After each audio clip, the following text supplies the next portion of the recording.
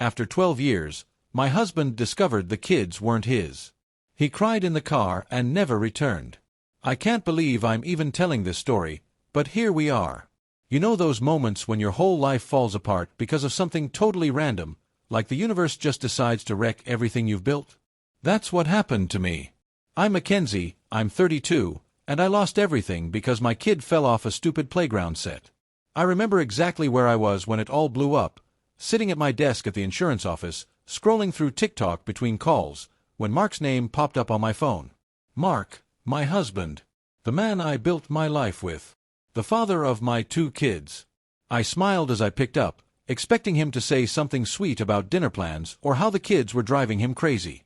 But instead, his voice was shaky, hollow. "Mackenzie," he said. "We need to talk." Just like that, my stomach dropped. Mark told me he was at the hospital. Our son, Tyler, had taken a bad fall at the playground. He was fine, just a broken wrist, but the doctors had done a routine blood test, and that's when everything fell apart. "Mackenzie," he said again, his tone even colder this time. "They said Tyler's blood type is AB. I swallowed hard. "Okay.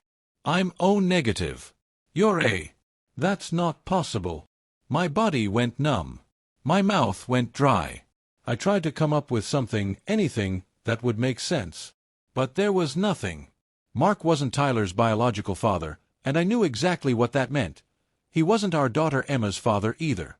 Mark didn't yell. He didn't scream. He just hung up. When I called back, he didn't answer. I rushed to the hospital, my hands shaking so badly I could barely steer the car. When I got there, I saw him sitting in his truck, his head resting on the steering wheel. He looked up when I approached, his eyes red-rimmed, his face pale. "Mark, please," I begged, tears already streaming down my face. He just shook his head. "How long, Mackenzie?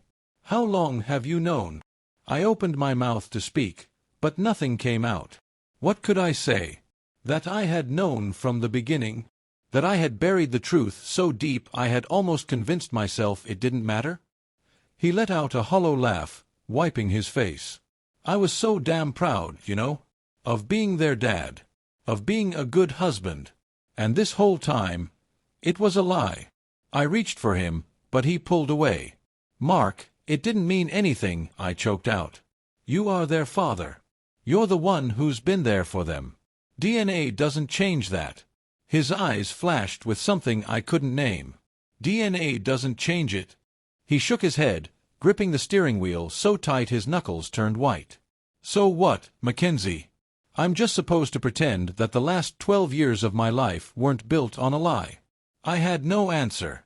Then, as if something inside him just broke, he let out a long, shaky breath. "I can't do this." He put the truck in reverse, his movements slow, deliberate, as if he were trying to hold himself together. "Mark, please don't do this. Don't leave. We can fix this. We can work through this." He looked at me, his eyes filled with something so raw it made my chest ache. "I just spent 12 years raising someone else's children, Mackenzie. And the worst part? I would have done it forever if you had just told me the truth." And with that, he drove away. That was a year ago. He never came back. At first, I told myself he just needed time, that he'd come home once he cooled down. But days turned into weeks turned into months, and suddenly, I was signing divorce papers. The kids didn't understand at first. "Where's Daddy?" Emma asked every night. I would smile through my tears and tell her he was just busy with work. But eventually, even she knew something was wrong. Mark still sends birthday cards. He still deposits money into our accounts. But he won't see me, and he won't see them. The guilt is unbearable. I stare at old pictures of us, Christmas mornings, birthdays, vacations. Moments that were real. Moments when he thought his life was perfect. And I stole that from him. I wonder what it must feel like for him, to wake up one morning and realize that the children he loved, raised, and sacrificed for were never his. I know people will say I deserve this, that I made my bed and now I have to lie in it. And maybe they're right. But that doesn't change the fact that every single night, I lie awake in bed, staring at the empty side where Mark used to sleep, wondering if there's anything I could have said or done to make him stay. Maybe there isn't. Maybe some mistakes are unforgivable. And now, every time I hear Tyler laugh or see Emma smile, all I can think about is the man who walked away, and the fact that I have no one to blame but myself.